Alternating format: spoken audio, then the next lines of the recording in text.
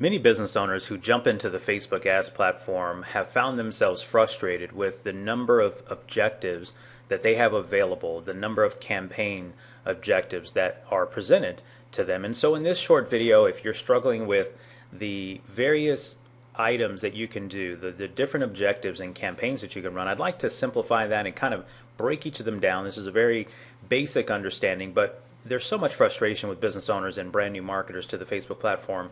One of the things we're uniquely gifted in here at Yocalocal, and by the way, this is Daryl Evans, co-founder of Yocalocal. Thank you in advance for spending some time with me here. The thing we talk about with Facebook every couple of months, we have a conversation with them through our relationship with them, is that they're continually adding and improving the platform. So you could be learning something on a blog, and this is one of the big frustrations. A lot of business owners and marketers are reading blogs that were written 6 months ago, 12 months ago, 2 years ago, and then working their way into the platform and finding a tremendous amount of frustration. This is a shame because, in truth, what is happening in Facebook and our representatives at Facebook will tell us that they're changing weekly. So with that in mind, I'd like to tell you where we are right now. This is May 2016, of what's available and how to understand these objectives in alignment to your goal of building a presence on Facebook, getting an audience built on Facebook, getting that audience engaged and moving them over to your website so ultimately they can buy your product or service, schedule a consultation, become a patient of yours, download your app, whatever the case may be. So in brief, I just want to go through these really quick. And here's the thing. None of these are going to work in absolute terms every single time because campaigns in the social media environment have to continually evolve. There are campaigns you'll start in any one of these types of ad units that may show promise and then they may die off. We call it ad weariness. These are things that, let me think about it before we got online. If you're driving down the freeway and you're looking at a billboard over and over and over again, eventually you tune out that billboard because you've seen it 200 times. If you've driven by that particular billboard or sign, you are no longer paying attention to it. Your brain essentially shuts it off. And so in marketing and advertising online, whether it's Facebook, Twitter, LinkedIn, it doesn't matter where we're advertising in social media, we have to be cognizant of that fact as well. So having said a little bit of that, let's get into the different objectives. So one of our favorites in terms of engagement, and I'm just hovering over it here so you can actually see what this means, using a page post engagement. This is essentially taking a page post that you've put on your Facebook wall and then promoting it, whether you're promoting it to your fans or whether you're promoting it to an audience that doesn't know you yet. And in another video here in a tutorial video coming up soon, I'm going to show you a great example of some that are really working well. But post engagement is just that intent. Now, it's to bring engagement and insight to your page, to get people involved in your fan page. Today with business pages, Facebook's just not showing that many pages in the news feed from a business into into individuals' news feeds. Facebook fan pages are, your business page is not going to get as much reach as it once did. So this is a fantastic way and a very inexpensive way to get your fans engaged with your post and also get people to discover your brand.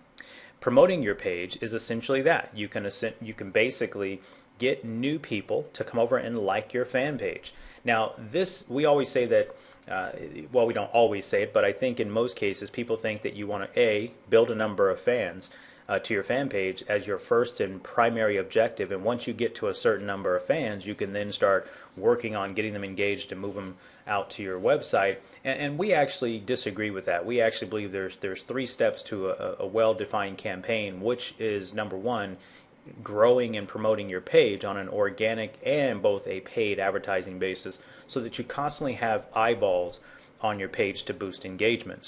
But promoting your page is still a viable top-end objective. I wouldn't spend the largest part of your budget here because at the end of the day, Facebook's platform is so robust that you don't have to have a fan on your page in order to get them to recognize your brand and find potential customers to get them out to your website. Send people to your website. Obviously, this seems to be one of the things that a lot of people want to do, and they think mistakenly that if they get enough fans, that enough people will get over to their website. And unfortunately, it's just not true. We've seen businesses with lots of fans, and they still get no traffic from Facebook. Getting traffic over to your website, getting people to leave Facebook and get over to your website is a very hard task. I don't want to make this sound as simple as getting a bunch of fans, promoting a page, and then sending 1,000 people over to your website. It just doesn't work that way. People are on Facebook with no intention of buying anything. And if you've watched any of our other videos, you should have heard this message over and over again. So we have to sort of nurture them in a way that wants them, that gets them into the place where they're willing to leave Facebook, because most of them are on a mobile device, remember. So they're on a mobile device, they're looking at friends, family, they're looking at things their coworkers posted, videos, comedy, humor, television shows, whatever they're watching on Facebook and engaging with. They weren't really thinking about buying your product or service. So orchestrating them to get to your website, it obviously can be done, and this is one of the objectives that can help you do that. Increasing conversions on your website. This is one of our favorites. Website conversions can take place either with someone completing a form on your website. Maybe it's a free consultation form. Maybe they're scheduling an appointment to come in your medical facility. Maybe they're downloading your free ebook, or they're downloading a guide that's an informational guide as part of your sales funnel. But this is really one of the more powerful objectives, and I think a lot of business owners miss this because they just don't understand what it takes. And there's a little bit of technical snafus that can happen with what we call the Facebook tracking pixel, but it's a piece of cake if you've got a tech person around. It's one of the more powerful ones. Getting apps installed to a mobile device. If you're an app developer, this is a pretty straightforward opportunity for you. That's obviously your number one objective. Getting engagement then on your app is obviously important, because obviously I think today we're an app overload. There's so many apps that have been created. There's some fantastic apps, and so getting people to actually download it and engage in it is a whole nother scenario. It's no different than videos that we create and or blog posts that we write for our clients, is getting not only someone to the website, but can we get them to engage with the content that we've provided. Another new one that has popped up is this reach people near your business. And I'd like to say this is as simple as this is the equivalent in my mind to a digital billboard. There's really not much else that can happen on this particular ad unit, and that is essentially thinking about a billboard being posted on the side of a road in a neighborhood. Let's say you're a local insurance agent or a dentist or an eye surgeon or something along that lines, and you really just want local exposure around the people that are driving in your area. So this is really designed for sort of a radius around your office, around your business. And it can work well for simple brand awareness, but outside of that, not too much going on in this particular ad unit. It's not one of our favorites. Raising attendance at your event. This one sounds really interesting, and I'm going to combine these two, getting people to claim your offer. Both of these two objectives sound like they should be right on the money, and I'm making a guess here that maybe Facebook, especially this get people to claim your offer, kind of feels like a Groupon type of scenario where people can download and claim an offer. Maybe you're offering 30% off, or a happy hour offer if you're running a restaurant, or maybe you're doing a free teeth cleaning if maybe you're in the dental space, or you're giving a discount on LASIK eye surgery, something of that nature. And it just sounds really good for people to just be able to claim this offer. The problem with both of these, maybe you're running an open house, or if you're a real estate agent or something like that, and you want people to come out to your event locally, both of these seem really good. The downside that we struggle with this particular objective, these objectives, is getting those folks to actually take the action to either show up at your event and then, or bring their offer into your establishment. And you would think that more people would just automatically do that, but unfortunately we see things in our hectic pace of world that we live in, and we'll say, yes, this sounds good, and yes, let me download this and do it, but then we never follow up. And as a business owner, you need those metrics for that person to make it to your event or make it in to claim your offer. And in many cases, you are going to have skewed metrics that are not going to be favorable because you have no way to follow up with the individuals who downloaded or claimed your offer or said they were going to attend your event. So these two pose some problems from a systematic and holistic marketing funnel standpoint. So we tend to shy away from these two. Not that they're not. There are some specific cases where they actually can work, but in most cases not necessarily. getting video views, this is very interesting and I think challenging at the same time, because Facebook has this autoplay feature on their videos, and so you've seen these videos in your newsfeed and they autoplay. You know, they start playing in the background, and you just see them, and maybe you decide that the content that you're seeing thus far has got you interested, and then you push on the sound button so you can hear the video. So this video views one is very interesting, although it is very powerful in the sense that from a branding and a messaging standpoint, if you craft your videos properly, and if you're creating videos for the news feed, especially for the mobile news feed, the mobile user is so critical to the Facebook experience, then this can be a very inexpensive, and I mean massively inexpensive, way to expand your brand's exposure and awareness, and actually do some call to action offers to get people to come out to your website and or like your Facebook page, engage with your page and your brand.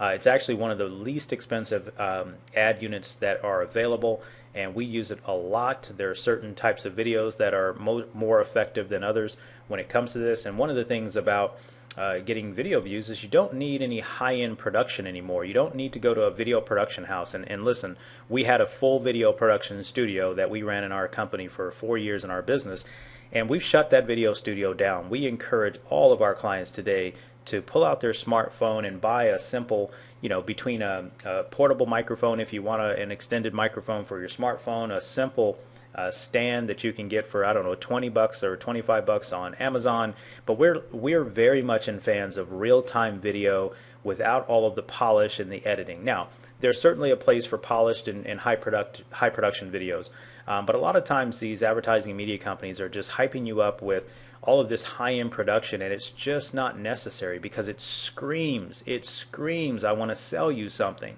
It screams advertising, and people aren't willing to engage in that on Facebook, because no one is there on Facebook to purchase anything. No one's there thinking it's Amazon or eBay or the Home Shopping Network, anything like that. So video can be a great way to engage your audience, because they can engage with a story, they can engage with education, they can engage with humor, they can engage with things that your brand can put out that will actually bring them into the sales funnel and bring them closer to doing business with you. So it's a fantastic ad unit. We love it, and we know that there's some new things coming out with video. We'll be keeping you up to date on that.